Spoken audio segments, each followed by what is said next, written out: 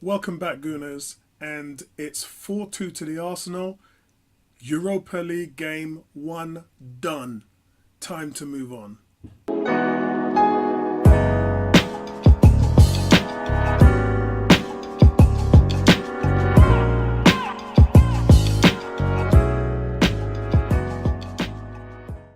Quite a good game, to be honest with you. I think we pulled our weight a bit, and it was nice to see that Uber had got another couple of goals. That's 12 in 10 appearances in all competitions for him. I know he was struggling a little bit beforehand, but for me that was because we tried to play him as an anchor man, and in those first 3 or so games it just didn't work out, and we were all screaming for Lacazette to be the anchor man because he offers more movement, and it's just his play off the ball and his hold up play, which you got to be honest, it's better than Aubameyang's. So fantastic that he's now got to get his place to shine. It was a good vote of confidence for the manager to put him into the Europa, and he's delivered with a couple of goals, and that would be great for him moving on to the weekend. But the guy for me that was the man of the match was Iwobi. In the first 3 games, he's got 2 assists and he's got a goal. So he's delivering or scoring a goal every single game that he's playing. He's looked brighter. He's looked much more positive on the ball. He's taken on players. He's always had good footwork, but now we're seeing a lot of these things come together in this new system under a new manager. And it's good that the manager's given him the reins to actually play with some freedom. And I think he's done that with quite a lot of our young players as well. He's done that with Smith Rowe. Smith Rowe looked really decent when he was on the field. He didn't make any mistakes. A lot of positive running and some good passing as well. And talk about good passing, Guendouzi. Wow, that pass to Ozil, man. I don't think Ozil was expecting that. He didn't finish it really, went too wide on the byline, but the pass itself from Guendouzi was fantastic. And that tandem with him and Torreira, obviously Torreira started, really did look good. I mean, if you consider that, obviously there was changes made. Guendouzi came off, Torreira got a little bit of nick and he came off. And we were 4-0 up with the positive play that we had from those guys. So the 2 late goals had nothing to do with the players that went off. So it's clear to say that I believe if you play Torreira over 90 minutes, those goals probably wouldn't have happened because of the desired protection that he gives when he's a part of the system. So a lot of positive things there, guys. But overall, this is Unai Emery's 32nd victory in the Europa League, and that's the most of any manager in the competition. One might say that it does bode well for Arsenal's season to finish with some kind of trophy and get back in the Champions League. However, that's the easiest path to get back in, there's no doubt about that. Leno, yeah, what can I say about Leno? So the manager with Leno hasn't seen enough from him in training, and he definitely didn't see enough from him in pre-season, which I covered every match for him in the summer. And let's also remember, stats-wise, he wasn't great when he played in Germany last year. He made more mistakes than any goalkeeper in the German Bundesliga.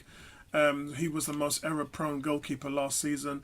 And because of that, he also lost his position in the German side. So his stock overall wasn't that high when we bought him. It's no shock that Czech was able to beat him out in the summer.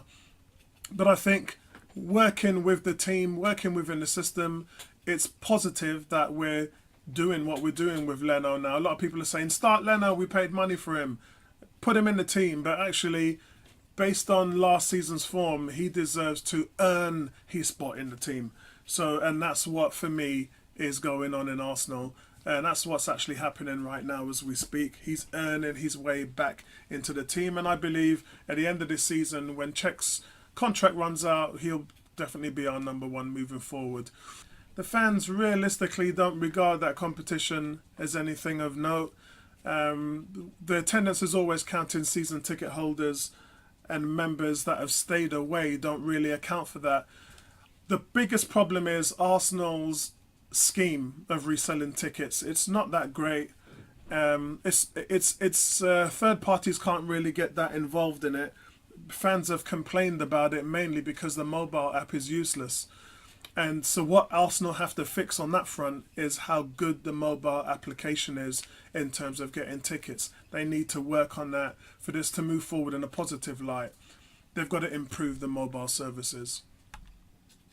So moving forward, guys, we've got Everton on Sunday at 4 o'clock.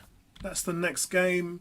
And of course, that means that we are getting Theo Walcott back.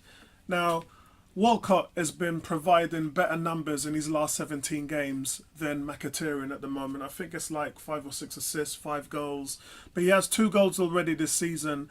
And he has warned Gunners fans that he will celebrate if he scores tomorrow. And if he does, I'll be the first person to stand up and applaud him, because he was obviously frustrated with the lack of playing time when Wenger switched to 3 at the back.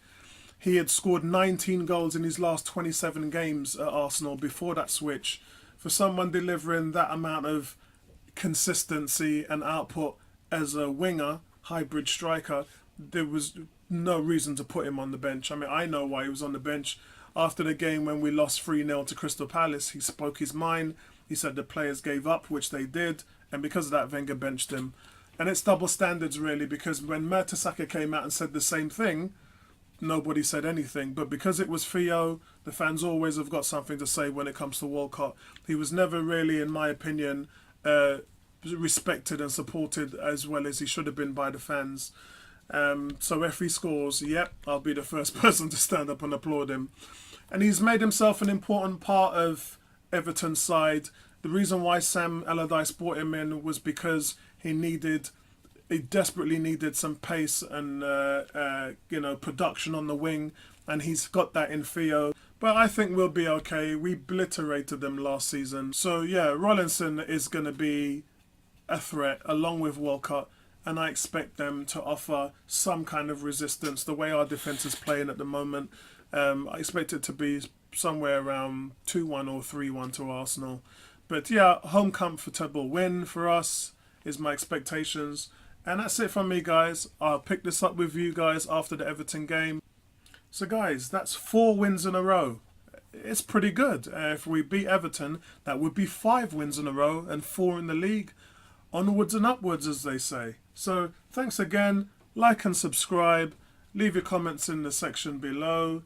And don't forget to check us out on Arsenal #101 on Facebook. And yeah, check you guys out later. Peace out.